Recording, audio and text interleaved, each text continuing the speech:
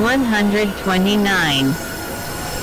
Meaning is concerned with the formal constitution of an actual occasion, considered as a process of realizing an individual unity of experience.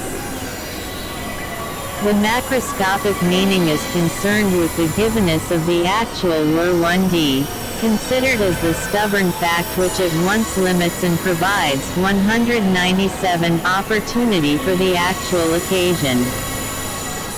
The canalization of the creative urge, exemplified in its massive reproduction of social NEXLLS, is for common sense the final illustration of the power of stubborn fact. Also in our experience, we essentially arise out of our bodies which are the stubborn facts of the immediate relevant past. We are also carried on by our I am.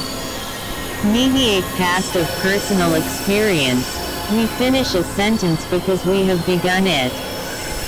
The sentence may embody a new thought, never phrased before, or an old one rephrased with verbal novelty. There need be no well-worn association between the sounds of the earlier and the later words. But it remains remorselessly true, that we finish a sentence because we have begun it. We are governed by stubborn fact. It is in respect to this stubborn fact that the theories of modern philosophy are weakest. Philosophers have worried themselves about remote consequences, and the inductive formulations of science. They should confine attention to the rush of immediate transition. Their explanations would then be seen in their native absurdity. Chapter versus Locke and Hume. Section I.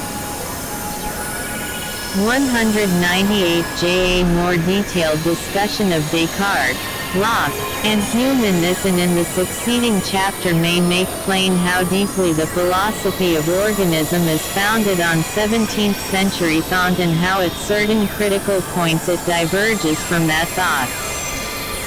We shall understand better the discussion, if we start with some analysis tilde of the presuppositions upon which Hume's philosophy rests. These presuppositions were not original to Hume, nor have they ceased with him. They were largely accepted by Kant and are widely prevalent in modern philosophy. The philosophy of organism can be best understood by conceiving it as accepting large portions of the expositions of Hume and Kant, with the exception of these presuppositions, and of inferences directly derived from them. Hume is a writer of unrivaled clearness, and, as far as possible, it will be well to allow him to express his ideas in his own words. He writes, "We may observe that it is universally allowed by philosophers, and is besides pretty obvious of itself, that nothing is ever really present with the mind but its perceptions or impressions and ideas, and that external objects become known to us only by those perceptions they occasion.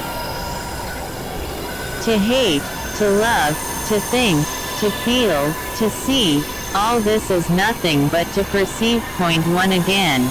All the perceptions of the human mind resolve themselves into two distinct kinds, which I shall call impressions and ideas. The difference betwixt these consists in 199 J the degrees of force and liveliness, with which they strike upon the mind, and make their way into our thought or consciousness. Those perceptions which enter with most force and violence, we may name impressions, and, under this name, I comprehend all our sensations, passions, and emotions, as they make their first appearance in the soul.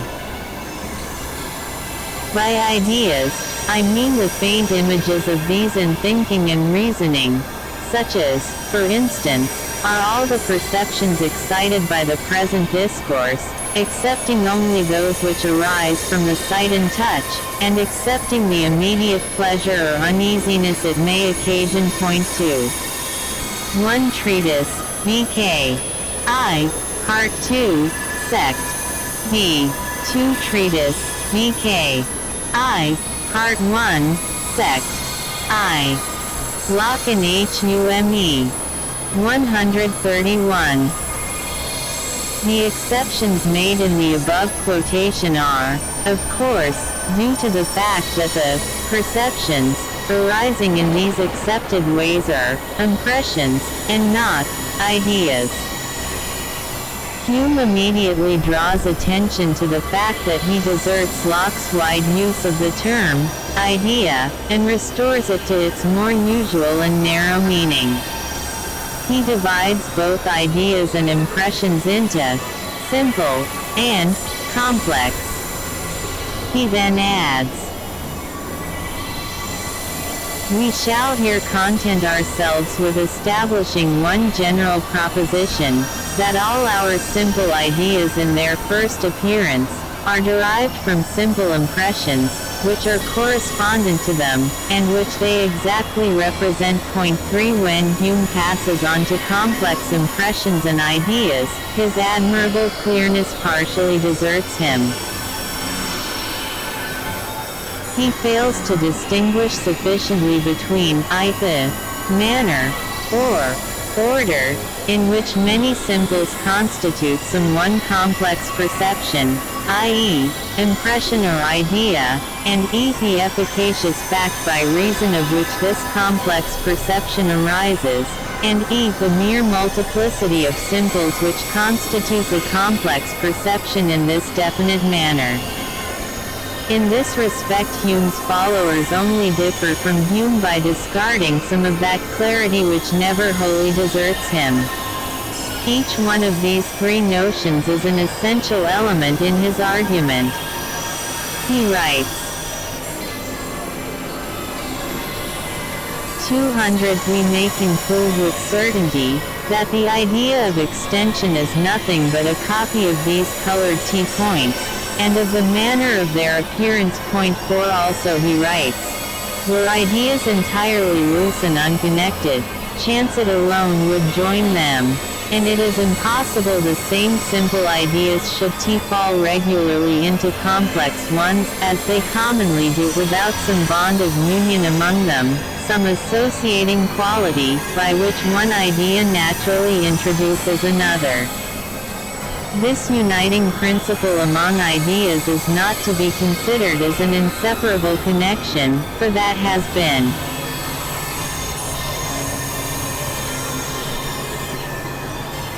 already 5 excluded from the imagination, nor yet are we to conclude, that without it the mind cannot join two ideas, for nothing is more free than that faculty, but we are only to regard it as a gentle force, which commonly prevails, and as the cause why, among other things, languages so nearly correspond to each other. Nature, in a manner, pointing out to everyone those simple ideas, which are most proper to be united into a complex. 1.6 as a final quotation, to illustrate Hume's employment of the third notion, we have, the idea of a substance as well as that of a mode, is nothing but a collection of simple ideas, that are united by the imagination, and have a particular name assigned them. But the difference betwixt these 3 treatise, VK. I, Part 1, Sect. I. 4 treatise, VK. I, Part 2, Sect. 3. 5 cf. Hume's previous section. 6 treatise, VK. I, Part 1, Sect. IV. 132. Discussions and applications. Ideas consists in this, that the particular qualities, which form its substance, are commonly referred to an unknown something italics Humesh, in which they are supposed to inhere, or granting this fiction should not take place, are at least supposed to be closely and inseparably connected by the relations of contiguity and causation.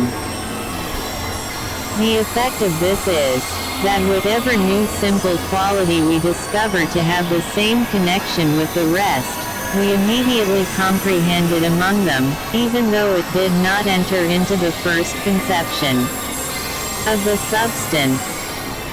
The principle of union being regarded as the chief part of the complex 201J idea, gives entrance to whatever quality afterwards occurs, and is equally comprehended by it, as are the others, which first presented themselves. 7. In this last quotation, the phrase, principle of union, is ambiguous as between manner and efficacious reason. In either sense, it is inconsistent with the phrase, nothing but a collection, which at the beginning of the quotation settles so simply the notion of substance. Returning to the first of this sequence of 3 quotations, we note that any particular manner of composition must itself be a simple idea or impression. For otherwise we require yet another manner of composition for the original manner, and so on indefinitely. Thus there is either a vicious infinity or a final simple idea. But Hume admits that there are novel compound ideas which are not copies of compound impressions. Thus he should also admit that there is a novel simple idea conveying the novel manner, which is not a copy of an impression. He has also himself drawn attention to another exception in respect to missing shades of color in a graduated color scheme. This exception cannot be restricted to color, and must be extended to sound, and smell, and to all gradations of sensations. Thus Hume's proposition, that simple ideas are all copies of simple impressions, is subject to such considerable qualifications that it cannot be taken for an ultimate philosophical principle, at least not when enunciated in Hume's unguarded fashion. Hume himself, in the passage Part 1, Sect. IV quoted above for its relevance to his doctrine of the association of ideas, says, "For nothing is more free than that faculty, i.e., the imagination J. But he limits its freedom to the production of novel complex ideas, disregarding the exceptional case of missing shades." This question of imaginative freedom is obviously treated very superficially by Hume. Imagination is never very free. It does not seem to be limited to complex ideas, as asserted by 202J him, but such freedom as it has in fact seems to establish the principle of the possibility of diverse actual entities with diverse grades of imaginative freedom, some more, some less, than the instances in question. In this discussion of Hume's doctrine of imaginative freedom, 2 other points have been left aside. One such point is the difference B7 treatise, VK I, Part 1, Sect. B. Italics not in addition quoted, except where noted. Asterisk. Locke and Hume. 133. Between various grades of generic abstraction, for example, scarlet, red, color, sense datum, manner of connectedness of diverse sense data. The other point is the contrast between simplicity and complexity. We may doubt whether simplicity is ever more than a relative term, having regard to some definite procedure of analysis. I hold this to be the case, and by reason of this opinion find yet another reason for discarding Hume's doctrine which would debar imagination from the free conceptual production of any type of eternal objects, such as Hume calls simple. But there is no such fact as absolute freedom, Every actual entity possesses only such freedom T as is inherent in the primary phase, given, by its standpoint of relativity to its actual universe. Freedom, givenness, potentiality, are notions which presuppose each other and limit each other. Section 2. Hume, at the end of this passage on the connectedness of ideas, places the sentence, nature, in a manner, pointing out to everyone those simple ideas, which are most proper to be united into a complex one. Hume's philosophy is occupied with the double search, first, for manners of unity, whereby many simples become one complex impression, and secondly, for a standard of propriety by which to criticize the production of ideas. Hume can find only one standard of propriety, and that is repetition.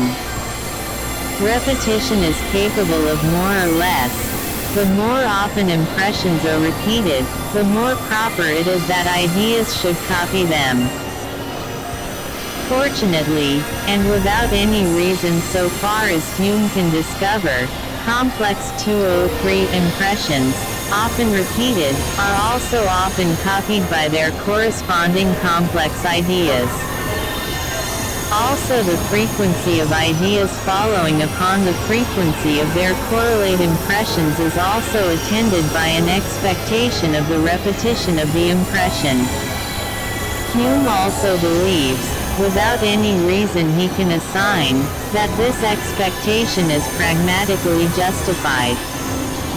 It is this pragmatic justification, without metaphysical reason, which constitutes the propriety attaching to repetition. This is the analysis of the course of thought involved in Hume's doctrine of the association of ideas in its relation to causation, and in Hume's final appeal to practice. It is a great mistake to attribute to Hume any disbelief in the importance of the notion of cause and effect. Throughout the treatise he steadily affirms its fundamental importance, and finally, when he cannot fit it into his metaphysics, he appeals beyond his metaphysics to an ultimate justification outside any rational systematization. This ultimate justification is practice. H. Hume writes, as our senses show us in one instance two bodies, our motions, our qualities, in certain relations of succession and contiguity, so our memory presents us only with a multitude of instances wherein we. 134. Discussions and applications. Always find like bodies, motions, or qualities, in like relations. From the mere repetition of any past impression, even to infinity, there never will arise any new original idea, such as that of a necessary connection, and the number of impressions has in this case no more effect than if we confined ourselves to one only. But though this reasoning seems just and obvious, yet, as it would be folly to despair too soon, we shall continue the thread of our discourse, and having found, that after the discovery of the constant conjunction of any objects, we always draw an inference from one object to another, we shall now examine the nature of that inference, and of the transition from the impression to the idea. Perhaps it will appear in the end, that the necessary connection depends on the inference, instead of the inferences depending on 204 the necessary connection. The only connection or relation of objects, which can lead us beyond the immediate impressions of our memory and senses, is that of cause and effect, and that because it is the only one, on which we can found a just inference from one object to another. The idea of cause and effect is derived from experience italics Hume's, which informs us that such particular objects, in all past instances, have been constantly conjoined with each other, and as an object similar to one of these is supposed to be immediately present in its impression, we thence presume on the existence of one similar to its usual attendant. According to this account of things, which is, I think, in every point unquestionable, probability is founded on the presumption of a resemblance betwixt those objects of which we have had experience, and those of which we have had none, and, therefore, it is impossible. This presumption can arise from probability. Point A. Hume's difficulty with cause and effect is that it lies beyond the immediate impressions of our memory and senses. In other words, this manner of connection is not given in any impression. Thus the whole basis of the idea, its propriety, is to be traced to the repetition of impressions. At this point of his argument, Hume seems to have overlooked the difficulty that repetition stands with regard to impressions in exactly the same position as this cause and effect. Hume has confused a repetition of impressions with an impression of repetitions of impressions. In Hume's own words on another topic, Part 2, Sect. B. For whence should it be derived? Does it arise from an impression of sensation or of reflection? Pointed out distinctly to us, that we may know its nature and qualities. But if you cannot point out any such impression, Hume's italics, you may be certain you are mistaken.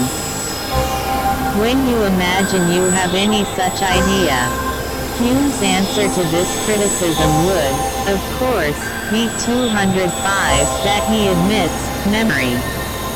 But the question is what is consistent with Hume's own 8th treatise, B.K. I, Part 3, Sect. B. Italics not in treatise. Locke and Hume. 135 Doctrine. This is Hume's doctrine of memory, Part 3, Sect.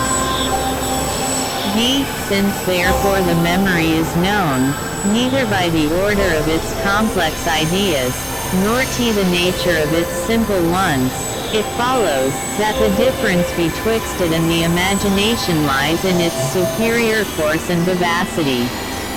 But in Part 1, Sect. He writes, by ideas I mean the faint images of these, i.e., impressions in thinking and reasoning, and later on he expands, faint, into degree of force and vivacity. 9. Thus, purely differing in force and vivacity, we have the order, impressions, memories, ideas. This doctrine is very unplausible, and, to speak bluntly, is in contradiction to plain fact. But, even worse, it omits the vital character of memory, namely, that it is memory. In fact, the whole notion of repetition is lost in the force and vivacity doctrine. What Hume does explain is that with a number of different perceptions immediately concurrent, he sorts them out into 3 different classes according to force and vivacity. But the repetition character, which he ascribes to simple ideas, and which is the whole point of memory, finds no place in his explanation. Nor can it do so, without an entire recasting of his fundamental philosophic notions. Section 3. Hume's argument has become circular. In the beginning of his treatise, he lays down the general proposition that all our simple ideas in their first appearance are derived from simple impressions. He proves this by an empirical survey. But the proposition itself employs covertly so far as language is concerned, the notion of repetition, which itself is not an impression. Again, later he finds necessary connection. He discards R 2061 this because he can find no corresponding impression. But the original proposition was only founded on an empirical survey, so the argument for dismissal is purely circular. Further, if Hume had only attended to his own excellent Part 2, Section B, of the idea of existence, and of external existence, he would have remembered that whatever we do think of, thereby in some sense, exists. Thus, having the idea of necessary connection, the only question is as to its exemplification in the connectedness of our impressions. He muddles the importance of an idea with the fact of our entertainment of the idea. We cannot even be wrong in thinking that we think of necessary connection, unless we are thinking of necessary connection. Of course, we may be very wrong in believing that the notion is important. The reasons for this examination of HLM, including quotations, Hume states with great clearness important aspects of our experience, that the defects in his Santa Tementies or ME. 9. This doctrine of force and vivacity is withdrawn in the last sentence of Hume's appendix to the treatise. But the argument in the treatise is substantially built upon it. In the light of the retraction, the whole sensationalist doctrine requires reconsideration. The withdrawal cannot be treated as a minor adjustment. 136. Discussions and applications. Mentally natural defects which emerge with great clearness, owing to the excellence of his presentation, and that Hume differs from the great majority of his followers chiefly by the way in which he faces up to the problems raised by his own philosophy. The first point to notice is that Hume's philosophy is pervaded by the notion of repetition, and that memory is a particular example of this character of experience, that in some sense there is entwined in its fundamental nature the fact that it is repeating something. Here, repetition, out of experience, and there is nothing left. On the other hand, immediacy, or first-handedness, is another element in experience. Feeling over WB_LMS repetition, and there remains the immediate, first-handed fact, which is the actual world in an immediate complex unity of feeling.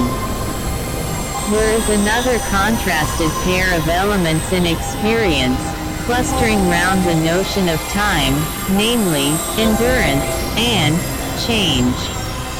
Descartes, who emphasizes the notion 207 of substance, also emphasizes change. Hume, who minimizes the notion of substance, similarly emphasizes change. He writes, "Now as time is composed of parts that are not coexistent, an unchangeable object, since it produces none but coexistent impressions, produces none that can give us the idea of time, and, consequently, that idea must be derived from a succession of changeable objects, and time in its first appearance can never be severed from such a succession." 10. Whereas Descartes writes, "For this, i.e., the nature of time or of the duration of things, is of such a kind that its parts do not depend one upon the other, and never coexist, and from the fact that we now are, it does not follow that we shall be a moment afterwards, if some cause the same that first produced us does not continue so to produce us, that is to say, to conserve us. And again, we shall likewise have a very